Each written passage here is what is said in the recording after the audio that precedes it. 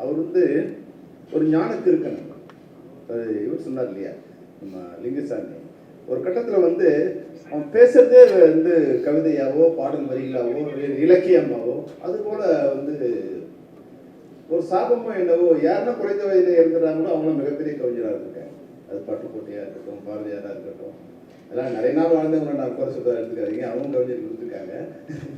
ஆனால் இவன் வந்து என்னென்னா அந்த உச்சம் வந்து எனக்கு அவனை பார்த்தா அவர் பார்த்தா ஷாக்காக இருக்கும். எது பேசினாலும் வந்து அதை வந்து ஒரு அந்த வரியில் வந்து ஒரு பெரிய உயிரும் மிகப்பெரிய விதைகளும் அதுக்கு முடிஞ்சிடும்.